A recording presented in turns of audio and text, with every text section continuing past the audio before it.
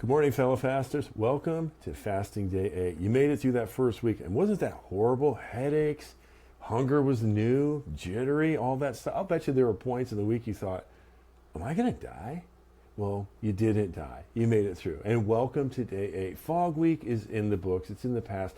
Today begins Focus Week. You're going to find that picking up your weekday habits now, seeking God through saying no to food and yes to God, opening the scripture is going to be much more clear to you because you're familiar with hunger. You're going to find that you're more sensitive to God's presence and God's voice because of what we went through last week. So don't forget, this week have water, your best friend nearby. Modify if you need to. If you need to add something to your diet, do that. If you need to, shorten the time between things, whatever option you chose, do that. I'm really proud of so many of you who reached out to me, let me know how you've modified over the weekend and how you're planning on maybe doing some things differently in the future. That's awesome. Remember, our goal is to just grow our spiritual hunger. And so remember your why. You wanted to get closer to God, and that is what is happening. Today I want to talk with you about one necessary thing. We live in a world that's constantly trying to tell us what's important. You need to do this, out of that. You need to fill your life with all these things. And so we do. The reality is we actually, according to Jesus, we just need to choose the one necessary thing. And what is that? That's what we're learning to do in this fast. It's called being with Jesus. Luke chapter 10, verses 38 to 42 reads this way. Now, as they went on their way, Jesus entered a village, and a woman named Martha welcomed him into her house. And she had a sister called Mary, who sat at the Lord's feet and listened to his teaching. But Martha was distracted with much serving. And she went up to him and said, Lord, do you not care that my sister has left me to serve alone? Tell her then to help me. But the Lord answered her, Martha, Martha, you are anxious and troubled about many things, but only one thing is necessary. Mary has chosen the good portion, which will not be taken away from her.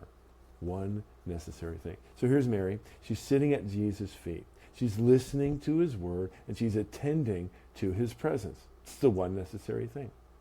She chose to be with Jesus. And this is what we're learning to do in this fast. We are learning to attend to Jesus' word. We are learning to be present to his spirit. We're learning to choose that one necessary thing. You know what else we're learning during this fast? We're learning what's not necessary. We're learning that it's not necessary to have 3 meals a day. We're learning that. We're learning that it's not necessary to live an unfocused, distracted life. It's not necessary. We don't have to live that way. And we're also learning that it's not necessary to constantly be feeling good. We're learning that. So what's the necessary thing? As we see in the passage from Jesus, it's seeking God. It's giving priority to his word and his presence first and foremost. And that's what Mary had chosen. Now, Martha, on the other hand, Mary's sister, she was distracted. She was frustrated. Why? Well, she did not choose the one necessary thing. She chose doing for Jesus rather than being with Jesus. Now listen, doing for Jesus has its place. It's just not first place. Being with Jesus should flow into doing for Jesus. And the reality is when we're doing for Jesus, here's what can happen. We can end up drying up spiritually. We can end up getting frustrated. We can even end up like Martha saying, don't you care, Lord, about what I'm going through, that I'm not getting any help? And the reality is, of course, Jesus cares. You just have it backward.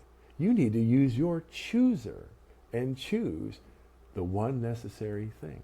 That's what we're learning to do in this fast. Every day we get up and we use our chooser to choose that one necessary thing, and that is seeking God through his word, saying no to food, saying yes to God.